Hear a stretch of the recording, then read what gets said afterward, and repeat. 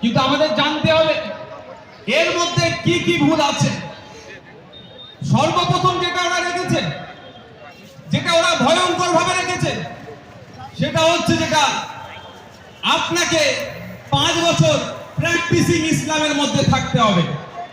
আপনার ইচ্ছে গিয়েছে আপনি সম্পত্তি ওয়াকফ করবেন, ওয়াকফে লিল্লাহ হতে পারে, ওয়াকফে আওলাদ হতে পারে, আপনি সেটা করবেন। কিন্তু আপনাকে ডিস্ট্রিক্ট কালেক্টর আপনাকে সার্টিফিকেট দেবে, ডিস্ট্রিক্ট কালেক্টর আপনাকে বলবে আপনি 5 বছর ধরে ইসলামের প্র্যাকটিস করছেন কি প্র্যাকটিস করছেন না।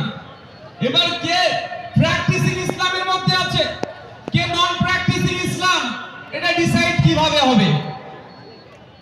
তাহলে কি রাজ্য সরকার, কেন্দ্র সরকার সারা দেশের মুসলমানের সাথে একটা করে অফিসার দিয়ে রাখবে নাকি? ফজরের নামাজ পড়লো কি পড়লো না, এক মাস রোজা রাখলো কি রাখলো না, ঠিকভাবে ফিতরাটা আদায় করছে কি করছে না, যার যাকাত দেওয়ার সামর্থ্য সে সঠিক যাকাত দিচ্ছে কি দিচ্ছে না, ইসলামিক তরিকা শরিয়াত মেনে চলছে কি চলছে না, এটা তো প্র্যাকটিসিং ইসলামের মধ্যে পড়ছে। তার মানে কেউ যদি ওয়াকফ করতে চায় সম্পত্তি, ডিস্ট্রিক্ট কালেক্টর যদি চায় সে করতে পারে, আর না চাইলে করতে পারবে না, কোনো প্রভিশন রাখছে না। এই ধরনের সংশোধনীর নামে মুসলিম সমাজের যে সম্পত্তিগুলো আছে তাদের পূর্বপুরুষের দেওয়া সেইগুলোকে দখল করে নিতে চাইছে। আর বিজেপি এটাকে সামনে রেখে পশ্চিম বাংলা নয় সারা ভারতবর্ষের মধ্যে বিভিন্ন সমাজ সম্প্রদায়ের মধ্যে হিংসা ছড়ানোর চেষ্টা করছে। কেমন ভাবে হিংসা ছড়াচ্ছে? বিজেপি প্রচার করছে যেখানে ওয়াকফ বোর্ড তাদের বোর্ডটা লাগিয়ে দেবে সেটাই নাকি ওয়াকফের সম্পত্তি হয়ে যাবে। এই বাজারের মালিক আছে, এই বাজারে এসে নাকি ওয়াকফ বোর্ড যদি বোর্ড লাগিয়ে দেয় এটা ওয়াকফ বোর্ডের হয়ে যাবে। কোন মন্দিরে গিয়ে যদি ওয়াকফ বোর্ড লাগিয়ে দেয় তার সেটা নাকি ওয়াকফ হয়ে যাবে। কোন মসজিদে গিয়ে লাগিয়ে দিলে হয়ে যাবে, কোন রাস্তায় লাগিয়ে দিলে হয়ে যাবে, কারো জমিতে গিয়ে বোর্ড লাগিয়ে দিলে নাকি ওয়াকফ হয়ে যাবে। এই ধরনের মিথ্যা প্রচার করছে। আমি দায়িত্ব নিয়ে বলছি, ওয়াকফ বোর্ডের কোনো রাইট নাই, কোনো অধিকার নাই, কোনো ক্ষমতা নাই কারো জায়গায় গিয়ে একটা ওই বোর্ড লাগিয়ে বলবে এটা ওয়াকফের। তার আগে আমাদেরকে একটু জানতে হবে এটা বলে হিন্দু মুসলমান বিভিন্ন সম্প্রদায়ের সাথে বিভিন্ন সম্প্রদায়ের মত পার্থক্য তৈরি করার প্রচেষ্টা চলছে। আমি দায়িত্ব নিয়ে বলছি ওয়াকফ বোর্ডে এই ধরনের কোনো প্রভিশন নাই। আপনার ইচ্ছে গেল আপনি ওয়াকফে আওলাদ করতে পারেন, ওয়াকফে লিল্লাহ করতে পারেন, আপনি সম্পত্তি আপনি ওয়াকফ করতে চান, আপনি সর্বপ্রথম যাবেন কোথায়? ওয়াকফ বোর্ডের কাছে। আমি শুনছিলাম সেখানে গিয়ে বলবেন যে আমি এই সম্পত্তিটা ওয়াকফ করতে চাই। ওয়াকফ বোর্ড তারপরে সার্ভে কমিশনারকে দিয়ে কমিশনের রিপোর্ট নেবে, রিপোর্ট হওয়ার পরে রিপোর্ট জমা পড়বে ওয়াকফ বোর্ডে। সঠিক যদি রিপোর্ট থাকে, যিনি সম্পত্তি ওয়াকফ করতে চাইছেন পেপার যদি সঠিক থাকে তাহলে তারপরে এনরোল হবে বা ইসি নাম্বার দেবে। কিন্তু এরা মিথ্যাচার করে এরা বোঝাতে চাইছে যে ওয়াকফ বোর্ড একটা ভয়ঙ্কর ব্যাপার, ওই বোর্ড তুলে দিতে হবে, ওই বোর্ডকে দুর্বল করতে হবে। কিছুই ভয়ঙ্কর না।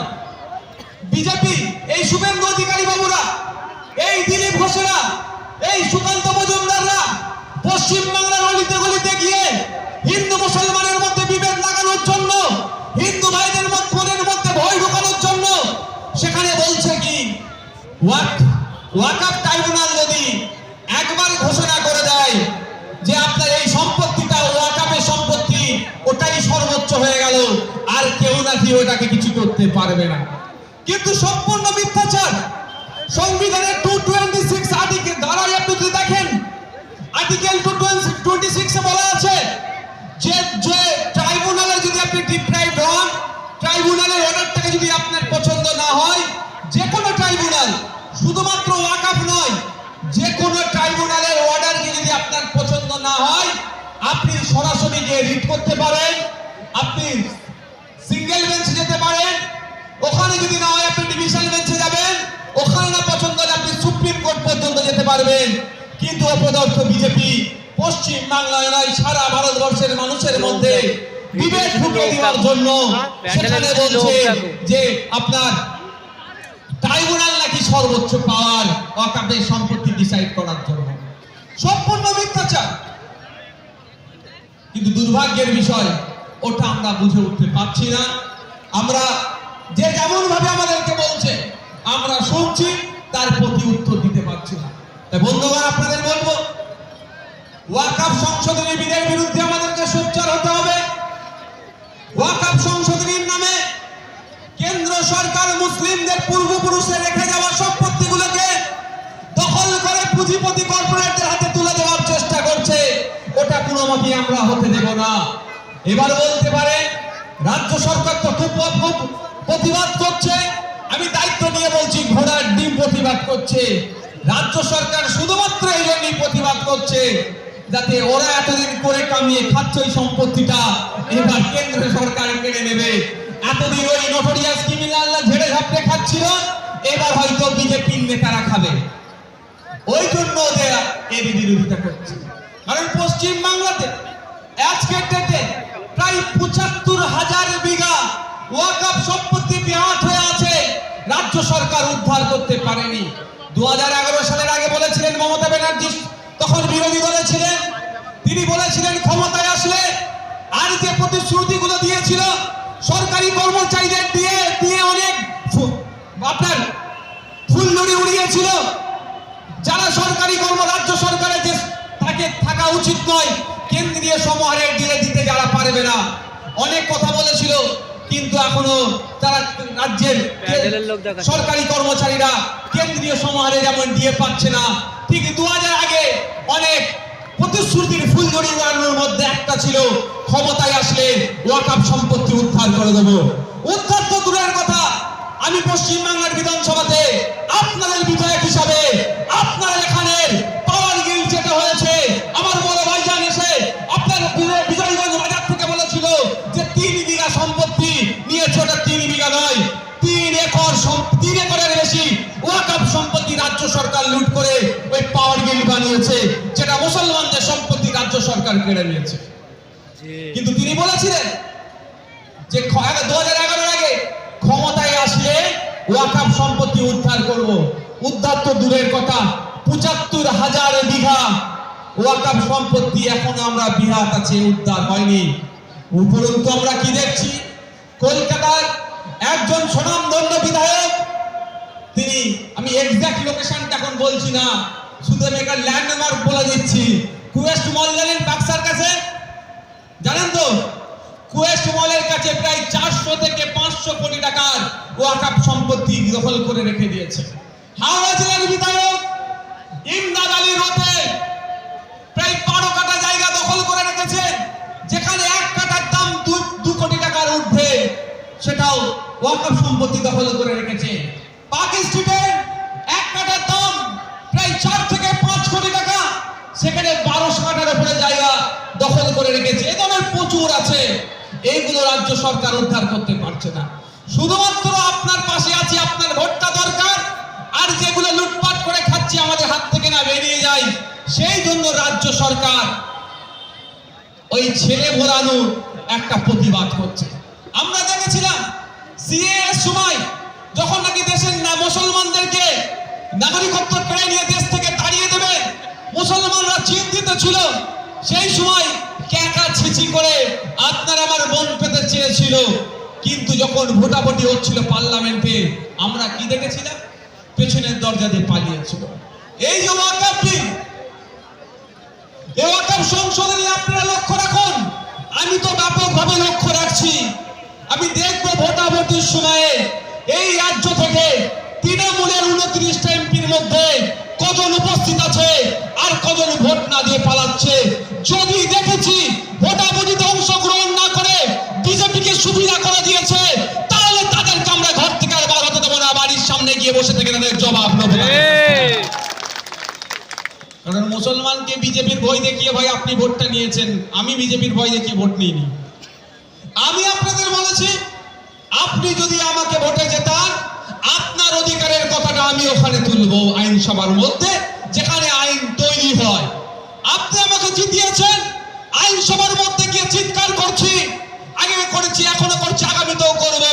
এখানের জনগণ যে আছে তার তার অনুপাতে শিক্ষা প্রতিষ্ঠান নাই। বাঙালির মেয়েদের জন্য একটা মহিলা ডিগ্রি কলেজের আওয়াজ আমি তুলেছি। আমার দায়িত্ব এখানকার মানুষের চাওয়া পাওয়াটা ওখানে পৌঁছে দেওয়া। যিনি শাসক গোষ্ঠীতে যারা আছে তাদের কাজ হচ্ছে এটাকে বাস্তবায়ন করা।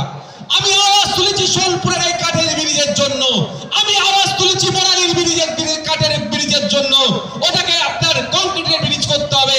আমি আওয়াজ তুলেছি আপনার চণ্ডীপুরের ওই ব্রিজের জন্য যেটা কাঠের ব্রিজ আছে। আমি আমাদের এই ভাঙড়ে বিধানসভার যে সমস্ত কাঠের ব্রিজগুলো আছে, যে সমস্ত কংক্রিটের ব্রিজগুলো দুর্বল হয়ে যাচ্ছে, ওগুলোকে সংস্কারের আওয়াজ তুলেছি। আপনাদের সমস্যাটা আমি ওখানে তুলে ধরেছি। আপনারা কৃষি প্রধান এলাকার মানুষ, আপনারা বলেন উৎপাদিত ফসলের দাম আপনারা পাচ্ছেন না। আপনার উৎপাদিত ফসলের দাম দুটো তিনটে কারণের মধ্যে একটা কারণ হচ্ছে দালাল ভুইফোট, আর একটা হচ্ছে স্টোরেজের জায়গা নাই, সংরক্ষণ করতে করে রাখতে পারছেন না। আমরা জানি পাওয়ার গ্রিডকে কেন্দ্র করে ওখানকার মানুষদের জোর সাথে সরকারের একটা বচসা হয়। সরকার বাধ্য হয়ে তাদের সাথে আলোচনায় বসে বেশ কিছু শর্ত ছিল। শর্তের মধ্যে একটা শর্ত ছিল যখন একটা কোল্ড স্টোরেজ হবে। দুর্ভাগ্যের বিষয়, আমি 2021 বিধানসভায় গিয়ে তখন আওয়াজ তুলেছিলাম, মাঝে মধ্যেই আওয়াজ তুলি, শুধু হচ্ছে করছে। আমি অনুরোধ করবো এটুকুই, ওই কোল্ড স্টোরেজ হওয়ার পিছনে যাদের ভূমিকা আছেন, করার পিছনে যারা তদারকি করছেন, তাদেরকে বলবো এবং সরকারকে বলবো অবিলম্বে ওখানে কোল্ড স্টোরটা তৈরি করা হোক। ফলে এখানকার মানুষরা প্রয়োজনে তাদের সবজিকে, প্রয়োজনে তাদের উৎপাদিত ফসলকে তারা সংরক্ষণ করবে এবং যখন দাম পাবে সেটা মার্কেটে বিক্রি করবে। আজকে মাঠের ফসল মাটি নষ্ট হচ্ছে এই খালগুলোর সংস্কারের অভাবের জন্য। মাঝরাইট গ্রামের মধ্যে দিয়ে গিয়েছে, ওটা চন্ডিহাটের ওপর দিয়ে চলে গিয়েছে। সংস্কারের অভাবের জন্য ওখানকার যথা সময়ে তারা চাষ করতে পারে না। অল্প বৃষ্টিতে মাঠে জল পানি জমে যায়, ফসল নষ্ট হচ্ছে। যখন ফসল তুলে বাজারে বিক্রি করার সময় তখন মাঠে পানি জমে থাকে। ওই খাল সংস্কার সহ যে কটা খাল আছে সংস্কারের কথা বলেছি, প্রচুর কথা বলেছি। দুর্ভাগ্যের বিষয়, আমাকে এখন বলতে হতো না যদি বিধানসভা টিভিটা থাকতো। আমি আপনাদের আহ্বানে বলছি, আপনারা জনগণ, আপনাদেরকে চিৎকার করতে হবে যে আমাদের ভোটে নির্বাচিত জনপ্রতিনিধি বিধানসভার মধ্যে গিয়ে চুপচাপ বসে আছে না আমাদের হয়ে গলা ফাটাচ্ছে, আমাদের অভাব অভিযোগের কথা সেখানে তুলে ধরছে। আমরাও সেটা দেখতে চাই, আমাদের দেখার ব্যবস্থা করতে হবে। যদি পার্লামেন্ট টিভি থাকতে পারে, লোকসভা টিভি থাকতে পারে, রাজ্যসভা টিভি থাকতে পারে, বিভিন্ন বিধানসভা যদি টিভি থাকতে পারে, লাইভ দেখার জন্য পশ্চিমবাংলার বিধানসভার টিভি কেন পুনরায় চালু হবে না? এটা দাবি করবেন তো আপনারা? আপনাকে জানতে হবে শুধু নওশাদ সিদ্দিকী নয়, আর বাকি 293 জন কি করছে ওর মধ্যে। মুসলিম সিম্প্যাথি নিচ্ছ, আদিবাসী সিম্প্যাথি নিচ্ছ, দলিত কোটাতে এসসি কোটায় নির্বাচিত হয়ে যাচ্ছ, দলিত আদিবাসীদের জন্য কোনো কথা বলছো না। ফেক এসটি এসসি সার্টিফিকেট নিয়ে কথা নয়। মুসলমান সিম্প্যাথি নিচ্ছ, মুসলিম ভোটের দরকার, মুসলমানদেরকে জঙ্গি দেখে দিচ্ছে, মাদ্রাসায় নাকি জঙ্গি চাষ হচ্ছে, কোরআন শরীফকে দেখিয়ে, আম্মা পাড়াগুলোকে দেখিয়ে, কিতাবগুলোকে দেখিয়ে যখন দেখে দেওয়ার চেষ্টা হচ্ছে যে এইগুলো নাকি জঙ্গি কার্যকলাপ করে, শাসক দলের যে সমস্ত মুসলিম সমাজের এমপি এমএলএ আছে তাদের মুখে কথা নাই, কেন আজ আমাদেরকে তুলতে হবে। তারা তো আওয়াজ তুলবে, নওশাদ সিদ্দিকী সব বলবে। আরে আমি তো বলার জন্য এসেছি, মুসলমানকে জঙ্গি অন্যায় ভাবে জঙ্গি বলে যেমন তার বিরোধিতা করব, কোন আদিবাসী ভাইকে অন্যায় ভাবে মাওবাদী বলে তারও বিরোধিতা করব।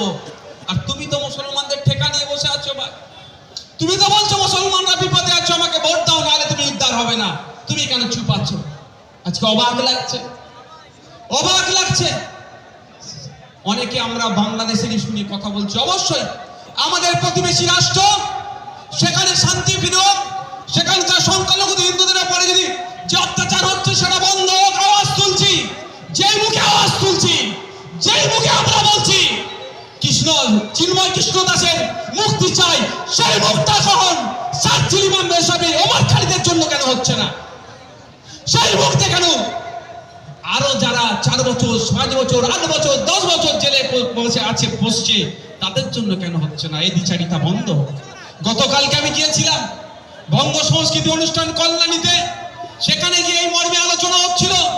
সেখানেও আমি বলে এসেছি যে আমরা প্যালেস্টাইন ইসরায়েল যে লড়াই হচ্ছে, যেভাবে ইসরায়েল প্যালেস্টাইনকে দখল করার চেষ্টা করছে, আমরা প্যালেস্টাইনের পক্ষ থাকি এবং ইসরায়েলের বিরোধিতা করি। ইউক্রেন রাশিয়া যে লড়াই চলছে, রাশিয়া যেভাবে ইউক্রেনের উপরে বোমাবাজি করছে, আমরা ইউক্রেনের পাশে থেকে রাশিয়ার বিরোধিতা করি।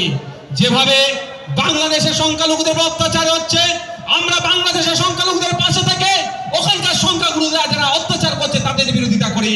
ঠিক যেভাবে উত্তরপ্রদেশে সংখ্যালঘু মুসলমানদের উপর অত্যাচার হচ্ছে, উত্তরপ্রদেশের সংখ্যালঘু মুসলমানদের পাশে থেকে ওখানকার সরকার যে বর্বরোচিত আক্রমণ করছে তার বিরোধিতা আমরা করি। সারা পৃথিবীতে যেখানেই মানুষ অত্যাচারের শিকার হচ্ছে, যারা অত্যাচারের শিকার হচ্ছে তাদের পাশে থাকবো, যারা অত্যাচার করছে তাদের বিরোধিতা করব। কিন্তু দুর্ভাগ্যের বিষয়, আজকের দিনেও প্রতিবাদটা একটা সিলেক্টিভ হয়ে যাচ্ছে। আজকের দিনেও প্রোটেস্ট একটা সিলেক্টিভ হয়ে যাচ্ছে। এটা বন্ধ হওয়া দরকার। আমরা চিৎকার করছি, আমরা অনেকে অনেক কথা বলছি, কিন্তু আমার রাজ্যে যেটা ঘটে যাচ্ছে, আমার দেশে যেটা ঘটে যাচ্ছে, আমরা কথা বলছি না। মমতা ব্যানার্জি তো শুভেন্দু অধিকারীর থেকে এক কদম এগিয়ে গিয়েছে বাংলাদেশ বিষয়ে। শুভেন্দু অধিকারী ভালো করে জানে ও বর্ডারের ওপার যাওয়া যাবে না, আর ওপার থেকে নাকি আগরতলাতে দখল করতে না কি করতে এসেছিল, তারাও জানে ওপার থেকে ইন্ডিয়ার মধ্যে 1 ইঞ্চি ঢোকা যাবে না, ভালো করে জানে। কিন্তু মানুষকে উত্তপ্ত করতে হবে, ভোট নিতে হবে। অনেক লম্পছম্প করলো, সবজি বন্ধ করে দেবে, হ্যান করে দেবে, ত্যান করে দেবে বললো। আরে ভাই, সবজি কারা উৎপাদন করে ভাই? বড় লোক না আমাদের গরিব কৃষকরা? যারা উৎপাদন করে তাদের মাসিক গড় হয় 7,000 টাকার নিচে, বিলো 7,000। তাদেরটা অফ করে দেবে বলছি, যেতে দেবে না। আর আদানি যে কারেন্ট পাঠাচ্ছে, বিদ্যুৎ পাঠাচ্ছে, সেটা কিন্তু বললো না একবার বন্ধ করে বাংলাদেশকে অন্ধকার করে দেবো। সেই গরিব মানুষের উপরে ছুরি চলছে, সেই গরিব মানুষের আবার দমন পীড়ন হচ্ছে। যাক, ও যেটা করেছে ওর থেকে এক কদম এগিয়ে, ওনার থেকে এক কদম এগিয়ে মমতা ব্যানার্জি কি বলছে? পিস কিপিং ফোর্স পাঠাতে হবে, শান্তি রক্ষা বাহিনী পাঠাতে হবে বাংলাদেশে। আমার মনে হয় মমতা ব্যানার্জি পশ্চিম বাংলার হিন্দু ভোটের দিকে এখন টার্গেট হয়েছে। পশ্চিম বাংলার মুসলমান ভোট তো ওনার পকেটে ঢুকিয়ে দিয়েছে বিজেপির ভয় দেখিয়ে। কারণ হচ্ছে শুভেন্দু অধিকারী রাত দিন পশ্চিম বাংলার মুসলমানদেরকে টার্গেট করে করে গালাগালি দিচ্ছে। মমতা ব্যানার্জির পুলিশ তাদের বিরুদ্ধে ব্যবস্থা নিচ্ছে না, কারণ মমতা ব্যানার্জি খুশি হচ্ছে যত মুসলমানকে ভয় দেখাবে শাসকের পকেটে তত ঢুকবে। এবার দরকার এখন ওনার হিন্দু ভোট, সেই জন্য পিস কিপিং ফোর্স পাঠাতে বলছে। পিস কিপিং ফোর্স বা শান্তিরক্ষা বাহিনী কোথায় কোথায় পাঠাতে হয়, কেন পাঠাতে হয় উনি ভালো করে জানেন, তারপরেও বলছে। আমি ওই বিতর্কে না গিয়ে যদি ফিরে আসি, মণিপুরে 2.5 বছর 3 বছর হতে চললো জাতি দাঙ্গা হচ্ছে। আমাদের ভারতবর্ষের মধ্যে আমাদের একটা অঙ্গরাজ্যে প্রায় 400 জনের অধিক মারা গিয়েছে, হাজার হাজার মানুষ বাড়ি ছাড়া ধর্মস্থান আক্রান্ত হচ্ছে, মহিলাদের সাথে ধর্ষণ করে তাকে রাস্তায় উলঙ্গ করে ঘোরাচ্ছে। ওখানে কি ফোর্স পাঠাতে হবে মমতা ব্যানার্জি একবারের জন্য বললেন না। উত্তরপ্রদেশের সাম্বারে মসজিদের নিচে নাকি মন্দির আছে, সার্ভে করার নাম করে 1991 সালে ওয়ারশিপ অ্যাক্টকে লঙ্ঘিত করে ওখানকার যিনি বিচারপতি আছেন সেশন কোর্টের সংবিধানকে লঙ্ঘন করে মানুষে যাতে বিভেদ লাগে হয়তো সেই ধরে যে পিটিশন করেছে, সেই পিটিশনকে মান্যতা দিয়ে সার্ভের নাম করে ওখানকার মুসলমানদের 6 জনকে খুন করা হলো। ওইখানে কোন ফোর্স পাঠাবে মমতা ব্যানার্জি একবারের জন্য বললেন না। আমরা তো আশা করবো নাকি যদি বাংলাদেশে ফোর্স পাঠানোর কথা বলে, আমাদের অঙ্গরাজ্যের ফোর্স পাঠাবার কথা তো তিনি বলবেন, উনি বললেন না। উত্তরাখণ্ডে দেখুন, ছত্তিশগড়ে দেখুন, আজ দলিত হওয়ার জন্য উত্তরপ্রদেশে বাইক চালিয়ে গিয়ে চলে গিয়েছিল একটা রোগী অপরাধ, ওখানে দলিতকে পিটিয়েছে। ওখানে কোন ফোর্স পাঠানো দরকার উত্তরপ্রদেশে?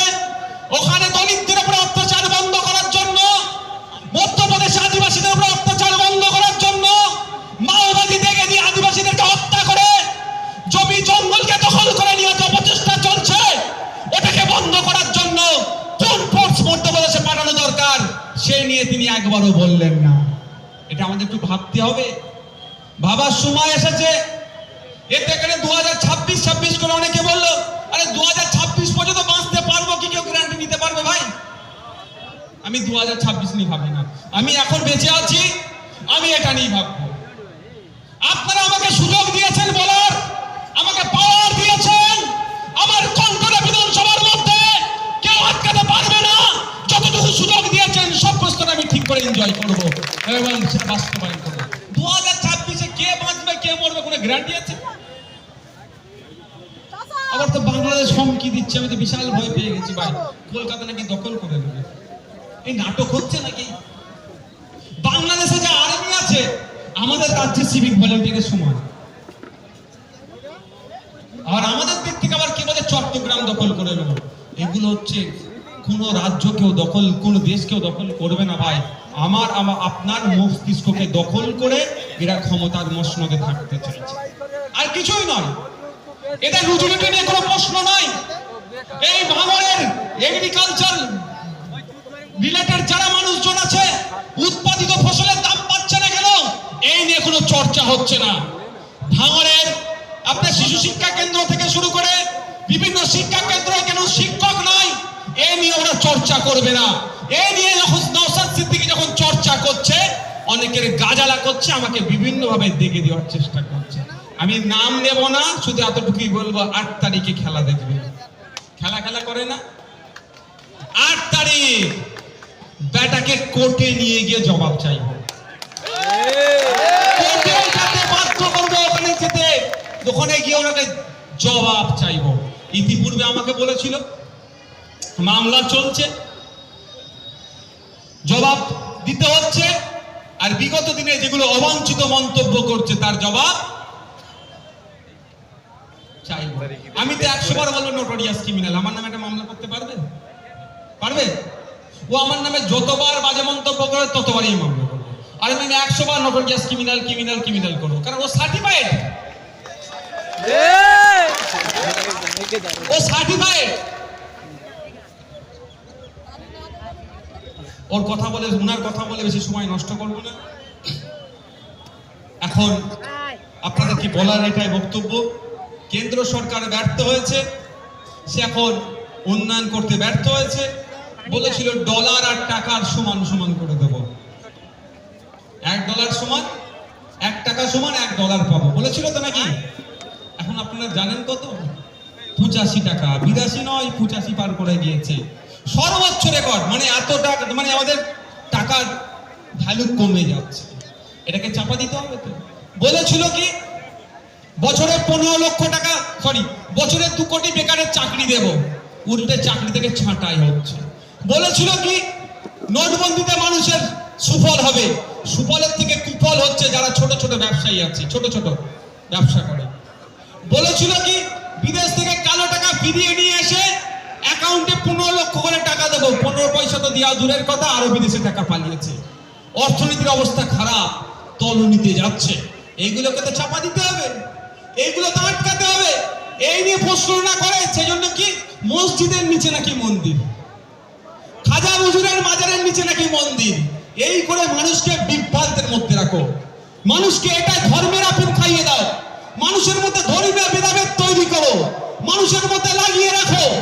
এই মসজিদের নিচে মন্দির খুঁজবে আর মুসলমানদের প্রতিবাদ করবে, এই নিয়ে দুটো জাতিকে লড়িয়ে রাখো, তাহলে প্রশ্ন করতে পারবে না ক্ষুধার সূচকে কেন মহান ভারতবর্ষ 127টা দেশের মধ্যে কেন 105 নম্বরে পৌঁছালো। আমার আপনার বাড়ির ছেলেরা অপুষ্টিতে ভোগাতে আফ্রিকার দুটো দেশের পরেই কেন আমাদের স্থান, এই প্রশ্ন করবে না। প্রশ্ন কি করবে? ওই খাজা হুজুরের মাজারের নিচে মন্দির আছে, আমাকে বার করতে হবে। আর আপনি কি বলবেন? আমি বার করতে দেব না। এই যে থাকুন, আপনাকে একবারের জন্য ভাবাচ্ছি না, আপনার বাড়ির মা বাবা থেকে শুরু করে যারাই আছে বিনামূল্যে সরকারকে স্বাস্থ্য পরিষেবার দায়িত্ব নিতে হবে। সেটা হচ্ছে কি টাকা দিয়ে আজকে স্বাস্থ্য পরিষেবা নিতে হচ্ছে। আপনার বাড়ির ছেলেটা পড়াশোনা করবে, বিনামূল্যে সরকারকে ব্যবস্থা করতে হবে, এটা আপনার প্রশ্ন। কিন্তু আপনাকে বিনামূল্যে ব্যবস্থা তো দূরের কথা, প্রাইমারি আপার প্রাইমারি স্কুলগুলোকে বন্ধ করে দিচ্ছে। আপনার কিছুই হুঁশ নাই, কারণ আপনাকে দেখাচ্ছে ওই যে সাম্বাল মসজিদের নিচে মন্দির আছে, ওখানে খুঁড়ছে, আর তুমি মসজিদে যাও, তুমি প্রতিবাদ করো, যারা মন্দিরে যায় তাদেরকে বলো তাড়াতাড়ি যেন খোলে, যে মন্দিরে যায় তাকে বোঝাচ্ছে এই মন্দির বার হবে, আর যে মসজিদ যায় তাকে বলা হচ্ছে একদম মসজিদ কিনে নিচ্ছি। এই যে তোমরা ব্যস্ত থাকো, আর আমরা প্রাইভেট পাবলিক গুডস থেকে প্রাইভেট গুডসে রূপান্তরিত করে দিই শিক্ষা, স্বাস্থ্য, এই ধরনের এসেনশিয়াল জিনিসগুলোকে।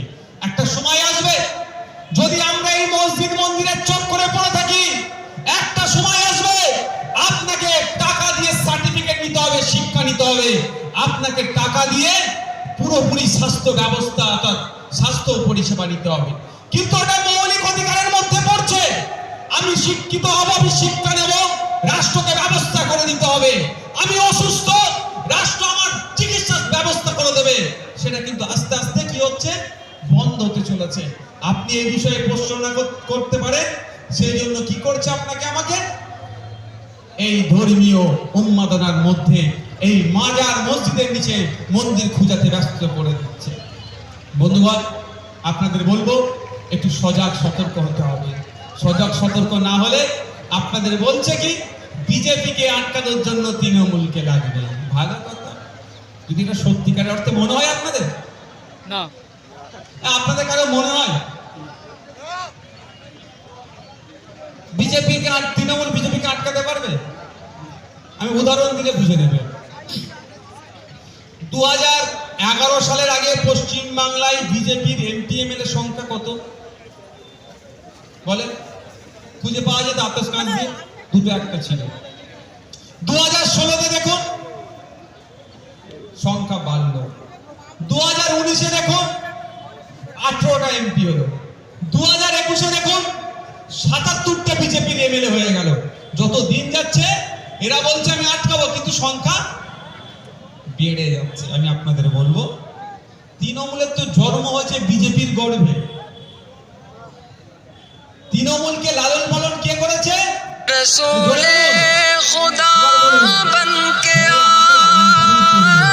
সে যতই খারাপ হোক না কেন, যতই ভালো হোক না কেন, আমি তো ভাই তাকে, বুঝতে পারছেন কি বলছি, তাকে তো একটু জায়গা দিতেই হবে। নাটক চলছে। আমার আরজিকরের ঘটনা দেখুন না, আমার বোন, আমার দিদি, আমার মেয়ে, কারো মেয়ে, কারো বোন, কারো দিদি, আমরা কি দেখলাম ঘটনার পরে? রাজ্য সরকার ব্যতিব্যস্ত হয়ে উঠেছিল, রাজ্য সরকার চিন্তিত হয়ে গিয়েছিল, চিন্তায় পড়ে গিয়েছিল। এখন দেখুন গায়ে হাওয়া লাগিয়ে দিচ্ছে। কেন? আরো তো ভালো করে বিচার ব্যবস্থা হওয়া দরকার। অপদার্থ সিবিআই হয়তো বিজেপির কথা শুনে তৃণমূলের সাজেশে এই তিলোত্তমার যারা যারা খুনি, যারা যারা ধর্ষণের সাথে, এই কাণ্ডের সাথে যুক্ত সকলকে আড়াল করে একজনকে বলির বাঁকড়া করে দিল। এখন দেখছেন না, গত পরশু দিনে মনে হয় তো সিবিআই আদালতকে বলেছে আপনার সঞ্জয় রায়, সঞ্জয় যে ধরা পড়লো যে ছেলেটা সিভিক ভলেন্টিয়ারটা, সঞ্জয় রায় সর্বোচ্চ দেশকে সর্বোচ্চ শাস্তি দেওয়া হবে। আমি দায়িত্ব নিয়ে বলছি, এই কাণ্ডের সাথে সঞ্জয় রায় একা যুক্ত নয়, তৃণমূলের অনেক দামাল নেতা কাটা যুক্ত আছে। ঠিক লেভেলে সেটিং করে নিয়ে এদেরকে বাঁচিয়ে দিল। তাহলে বিজেপি আর তৃণমূল